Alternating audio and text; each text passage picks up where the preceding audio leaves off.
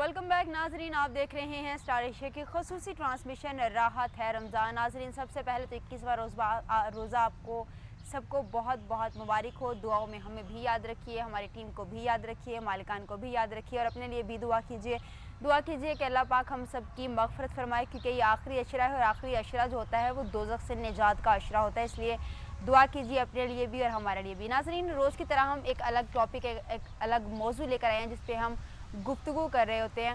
तो आज का जो हमारा मौजू है वो हज़रत अली रज़ी अल्लाह ताला अन्हा है, क्योंकि आज यौम शहादत है हज़रत अली रज़ी अल्लाह ताला अन्हा का, और उनका यौम शहादत नहायत ही अकीदत और एहतराम के साथ आज मनाया जा रहा है।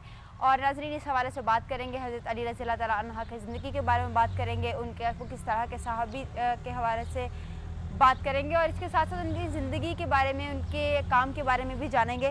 आज हमारे साथ जो मेहमान मौजूद है, सबसे पहले मैं उनका तारुफ करवा देती हूँ। आज हमारे साथ मौजूद है डॉक्टर नदीमुर रहमान साहब, ये होम्योपैथिक डॉक्टर हैं। अस्सलाम वालेकुम सर, बहुत शुक्रिया तशरीफ़ आवरी का। और उनके साथ जो मौजूद हैं वो मुफ्ती इरफान ख़ान कादरी साहब हैं। अस्सलाम वालेकुम सर, बहुत शुक्रिया तशरीफ़ आवरी का।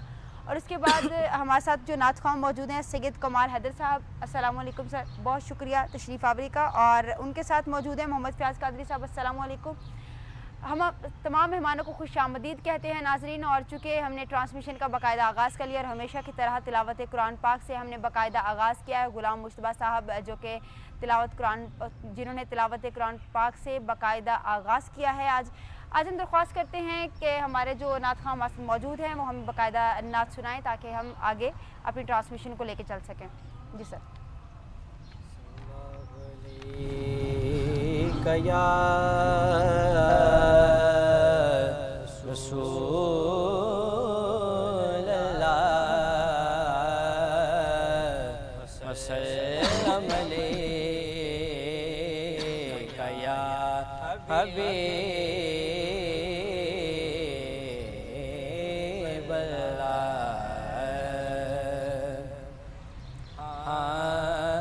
गम मिटेंगे अली अली करके, गम मिटेंगे अली अली करके, गम मिटेंगे, गम मिटेंगे अली अली करके, दिल खिलेंगे, दिल खिलेंगे अली अली करके, दिल खिलेंगे, दिल खिलेंगे अली अली करके, गम मिटेंगे, रब को देंगे वसीला हैदर का, रब को देंगे वसीला हैदर का, रब से लेंगे, रब से लेंगे अली अली करके, रब से लेंगे, रब से लेंगे अली अली करके, गम मिटेंगे, गम मिटेंगे अली अली करके, गम मिटेंगे। हम नजफ में ज़रूर पहुँचेंगे, हम नजफ में ज़रूर पहुँचेंगे, जब चलेंगे, जब चलेंगे अली अली करके, जब चलेंगे, जब चलेंगे अली अली करके, गम मिटेंगे, गम मिटेंगे علی علی کر کے غم مٹیں گے، نام حیدر تو ایک عبادت ہے، نام حیدر تو ایک عبادت ہے، گھر سجیں گے، گھر سجیں گے، علی علی کر کے گھر سجیں گے، علی علی کر کے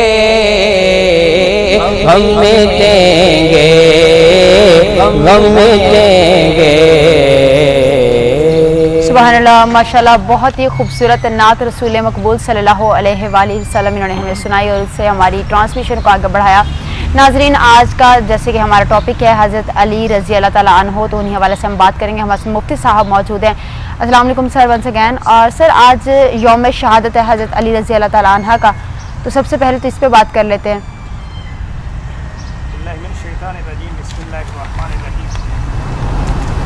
حضرت علی المرتضیٰ شیر خدا کرم اللہ وجہہ الکریم،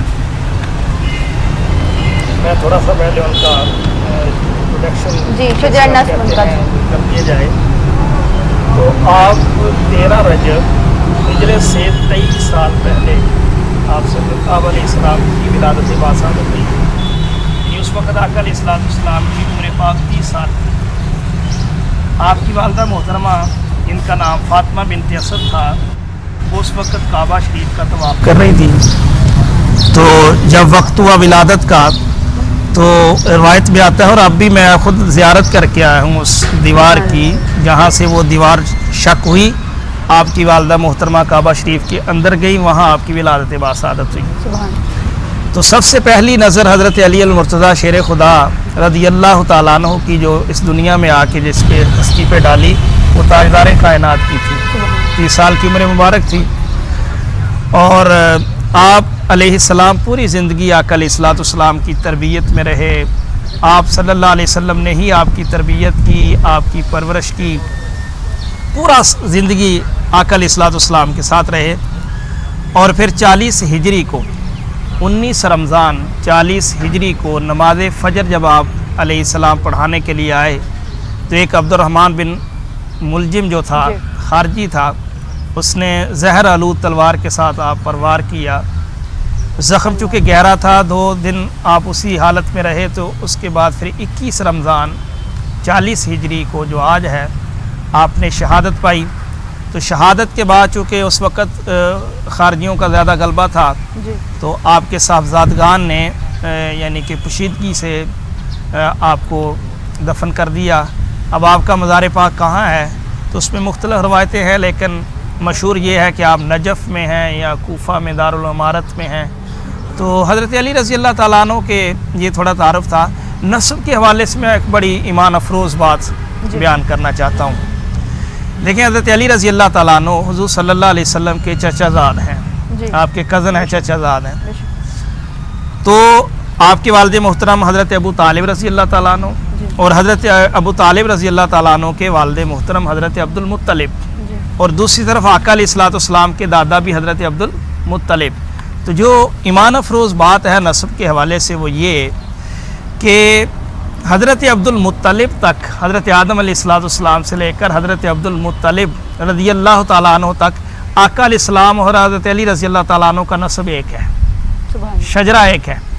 اب حضرت عبد المطلب سے آگے 2 پشتوں کے لیے آقا علیہ السلام اور حضرت علی رضی اللہ تعالیٰ عنہ کا نسب جدا جدا ہوا ہے۔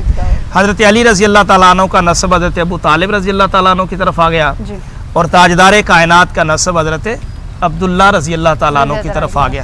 پھر یہ چلا، لیکن اس کے بعد جب حضرت علی رضی اللہ تعالیٰ عنہ کی شادی ہو گئی سیدہ کائنات فاطمہ الزہرا رضی اللہ تعالیٰ عنہ سے، تو یہاں سے پھر آقا علیہ السلام کا جو نسب اور حضرت علی رضی اللہ تعالیٰ عنہ کا نسب جدا ہوا تھا، یہاں آ کے پھر مل گیا، اور قیامت تک پھر آگے نسب جو ہے حضرت علی رضی اللہ تعالیٰ عنہ اور حضور صلی اللہ علیہ وسلم کا ساتھ چلے گا۔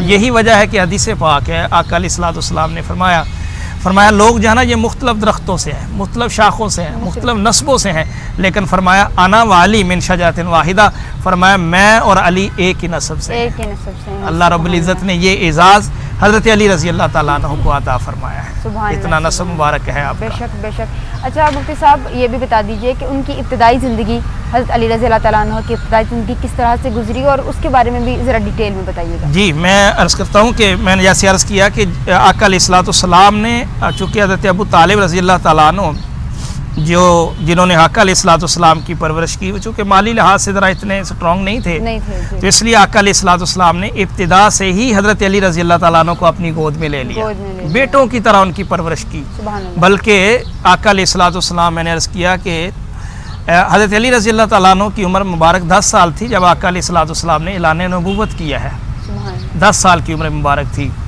تو آپ کا دن رات آقا علیہ الصلوۃ والسلام کی تربیت میں گزرا ہے، پرورش میں گزرا ہے، بلکہ یہاں تک کیا کہ نماز فرض ہونے سے پہلے بھی حضرت علی رضی اللہ تعالیٰ عنہ حضور صلی اللہ علیہ وسلم کے ساتھ نمازیں پڑھا کرتے تھے، دیر رات گزرا۔ اس لیے ہم یہ کہہ سکتے ہیں کہ آپ کی زندگی میں کوئی ایسی برائی زمانہ جاہلیت کی، شراب نوشی کی، بعض لوگ یہ بھی کہتے ہیں کہ معاذ اللہ جب شراب حلال تھی تو حضرت علی رضی اللہ تعالیٰ عنہ نے بھی شراب پی، نہیں، ہر ایک کے بارے میں ہو سکتا ہے، لیکن جس کی پرورش اول دن سے لے کے پیدائش سے لے کر عمر تک جو ہے نا آقا علیہ الصلوۃ والسلام کی پرورش ان کی تربیت میں گزری ہو، ان کے ساتھ یہ جو ہے نا چیزیں نہیں آ سکتی۔ یہی وجہ ہے کہ جب آقا علیہ الصلوۃ والسلام نے سب سے پہلے گھر والوں کو بلایا، جیسے کہ مشہور واقعہ ہے، حضرت ابو طالب رضی اللہ تعالیٰ عنہ نے دعوت کی اور آپ نے اپنے خاندان کے لوگوں کو بلایا اور فرمایا کہ کون اس مشن میں میری ہیلپ کرے گا، میرا ساتھ دے گا، تو حضرت علی رضی اللہ تعالیٰ عنہ 10 سال کے بچے ہیں، چھوٹے بچے ہیں ابھی، یعنی کہ وہ کھڑے ہو گئے، یا رسول اللہ کوئی ساتھ دے نہ دے میں آپ کا ساتھ دوں، سبحان اللہ، آقا علیہ الصلوۃ والسلام کے ساتھ۔ اس طرح پاکیزگی میں، طہارت میں آپ نے کبھی بتوں کی پوجا نہیں کی، آپ نے کبھی زمانہ جاہلیت کے کسی گناہ میں شریک نہیں ہوئے، آپ نے کبھی کوئی جوا نہیں کھیلا، آپ نے کبھی کوئی شراب کے نزدیک نہیں گئے۔ کیوں؟ اس لیے کہ جب تاجدار کائنات کی پرورش میں سب کچھ ہو رہا تھا تو پھر یہ ممکن نہیں ہے کہ حضرت علی رضی اللہ تعالیٰ عنہ سے اس طرح کی چیزیں جو ہے نا وہ سرزد ہوں۔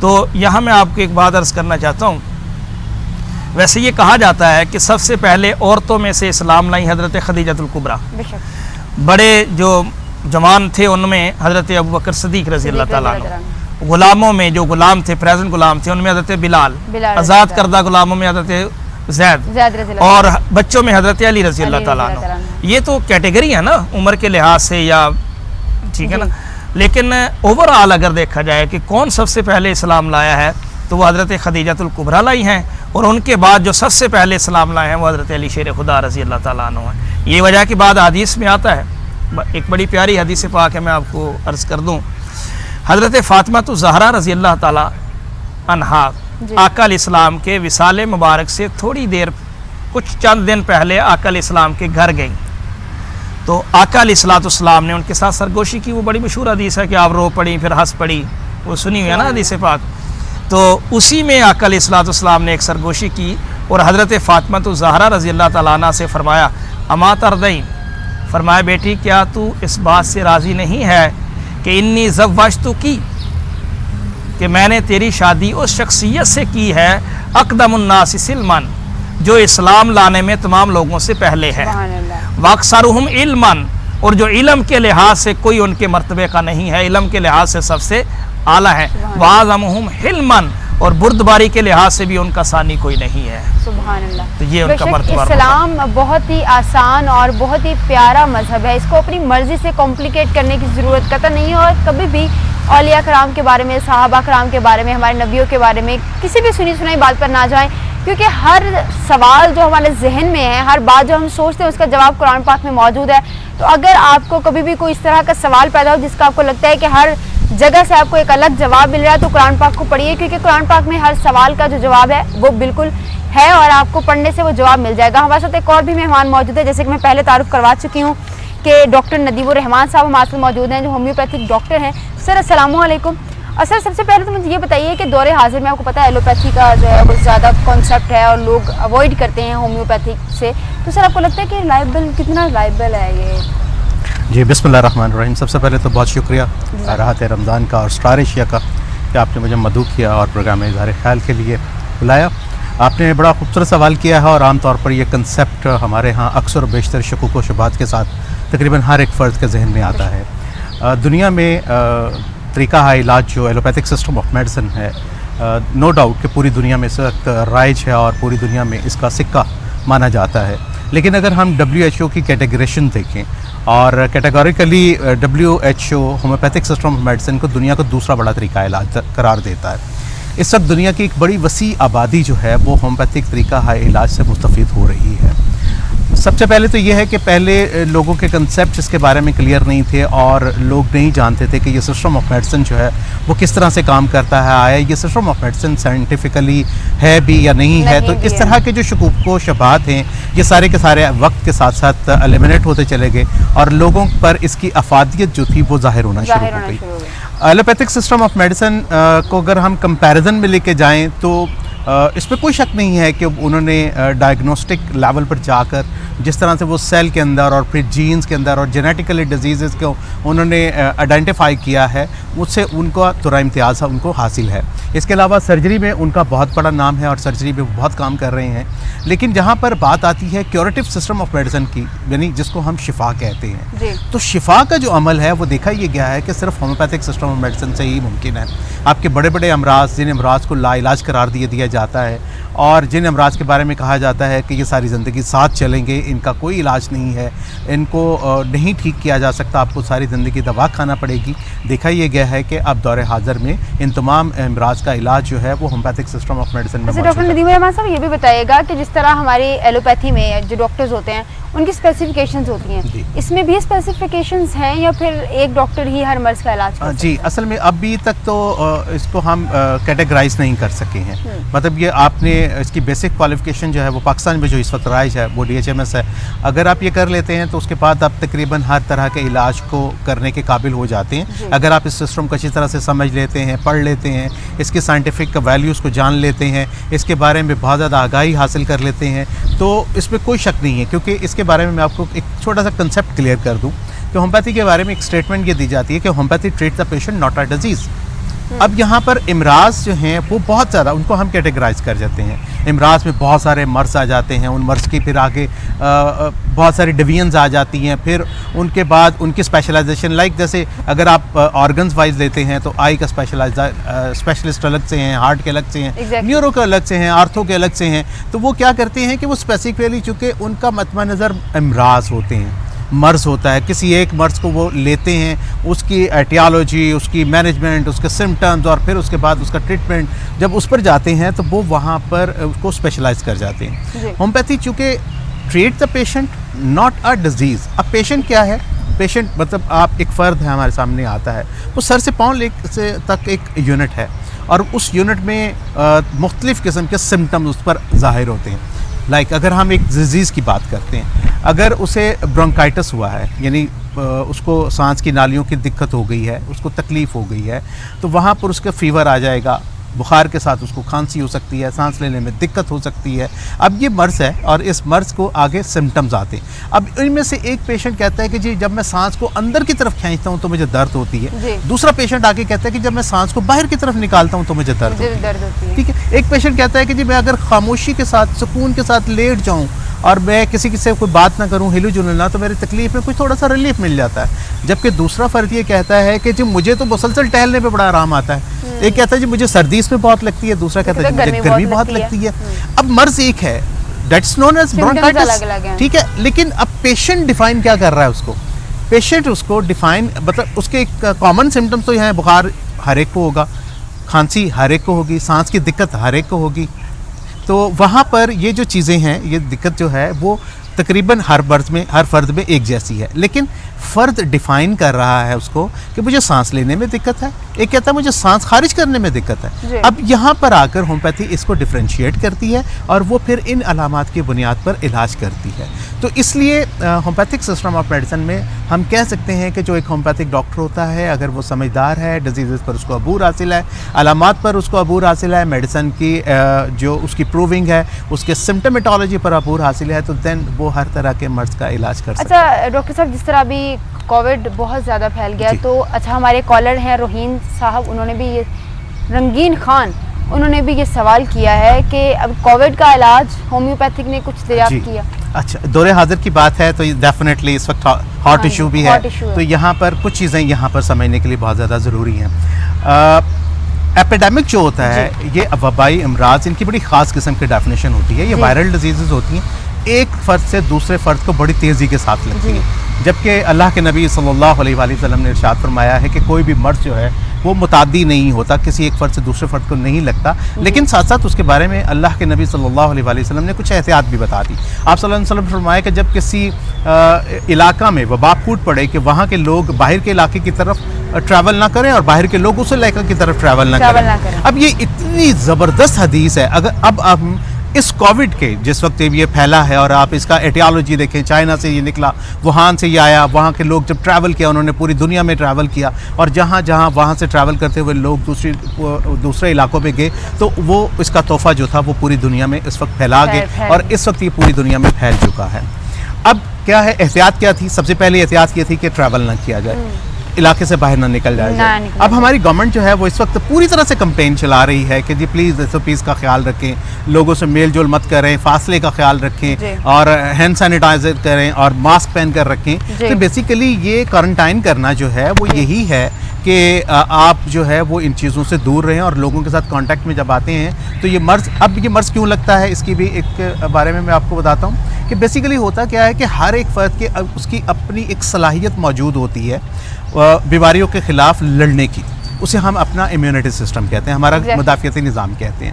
اب میری, آپ کی اور یہ اس جگہ پر بیٹھے ہوئے ہر ایک فرد کا امیونٹی سسٹم ذرا ڈفرینٹ ہے. اب یہاں پر ہوا چل رہی ہے, بڑے خوبصورت سا موسم ہے, ہو سکتا ہے کہ مجھے چھینکیں آنا شروع ہو جائیں, آپ نارمل بیٹھے رہیں اسی انوائرمنٹ میں, اسی ماحول میں. میرے اندر سسپٹیبلٹی اس کی زیادہ ہے, آپ میں اندر اس کی سسپٹیبلٹی کم ہوگی.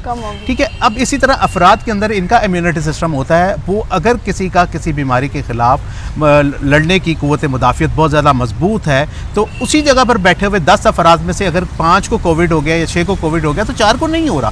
وہ 4 کو اس لیے نہیں ہو رہا کہ ان کا اپنا امیونٹی سسٹم جو ہے وہ بہت زیادہ انہانس اور اسٹرانگ ہو چکا ہوا ہے.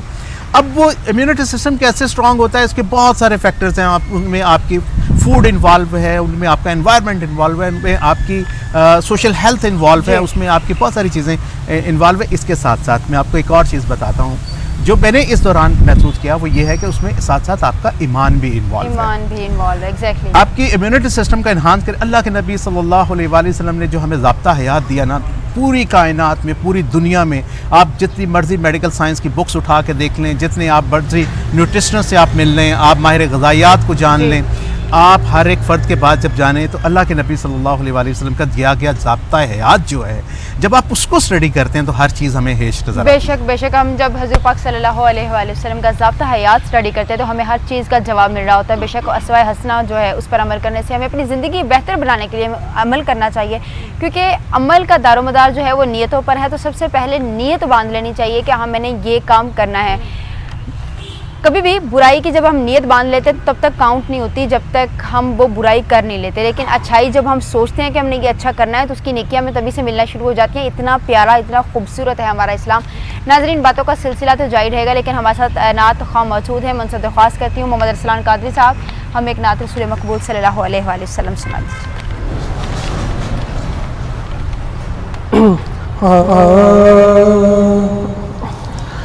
یا نبی نزد کرم فرمانا, یا نبی نزد کرم فرمانا, اے حسنین کے نانا, اے حسنین کے نانا, اے حسنین کے نانا, حسنین کے نانا. سیدہ پاک کے صدقے ہم کو, سیدہ پاک کے صدقے ہم کو طیبہ میں بلوانا, اے حسنین کے نانا, نانا, اے حسنین کے نانا بے سایہ ہے لیکن دو جگ پر ہے آپ کا سایہ، بے سایہ ہے لیکن دو جگ پر ہے آپ کا سایہ، عرش معلا بنا محلہ دید کو رب نے بلایا، عرش معلا بنا محلہ دید کو رب نے بلایا، حشر تلک نہ ہوگا کسی کا، حشر تلک نہ ہوگا کسی کا ایسا آنا جانا، اے حسنین کے نانا نانا، اے حسنین کے نانا، یا نبی نظر کرم فرمانا، یا نبی نظر کرم فرمانا، اے حسنین کے نانا نانا، اے حسنین کے نانا، آپ کے در کا ہوں میں بھکاری، آپ ہے میرے داتا، آپ کے در کا ہوں میں بھکاری، آپ ہے میرے داتا، سارے رشتے ناتوں سے ہے پیارا اپنا ناتا، سارے رشتے ناتوں سے ہے پیارا اپنا ناتا، آپ تو ہے آتا ہے جن کو، آپ تو ہے آتا ہے جن کو سب کی لاج نبھانا، اے حسنین کے نانا نانا، اے حسنین کے نانا، یا نبی نظر کرم فرمانا، یا نبی نظر کرم فرمانا، اے حسنین کے نانا نانا، اے حسنین کے نانا، سیدہ پاک کے صدقے ہم کو طیبہ میں بلوانا، اے حسنین کے نانا، اے حسنین کے نانا۔ ماشاءاللہ محمد عدنان قادری نے بہت اچھی نعت رسول مقبول صلی اللہ علیہ وآلہ وسلم ہمیں سنائی ہے۔ ناظرین، ایک بار پھر سے میں آپ کو یہ بات بتاتے چلوں کہ کووڈ چونکہ بہت زیادہ پھیل چکا ہے، احتیاطی تدابیر پر عمل کیجیے، ہینڈ سینیٹائزر استعمال کیجیے، ماسک پہنے رکھیے اور سماجی فاصلہ برقرار رکھیے، کیونکہ جب تک آپ خود احتیاط نہیں کریں گے کووڈ کنٹرول نہیں ہوگا۔ اور اگر آپ چاہتے ہیں کہ صورتحال بہتر ہو جائے اور زندگی پھر سے بحال ہو جائے تو پلیز احتیاط کیجیے۔ اور سب سے پہلے میں اپنے جو نعت خواں ہیں ان کا شکریہ ادا کرنا چاہتی ہوں، بہت شکریہ آپ کا، آپ تشریف لائے۔ ناظرین، اسی کے ساتھ چلتے ہیں ایک شارٹ بریک پر، حاضر ہوں گے اور دیکھتے رہیے راحت ہے رمضان۔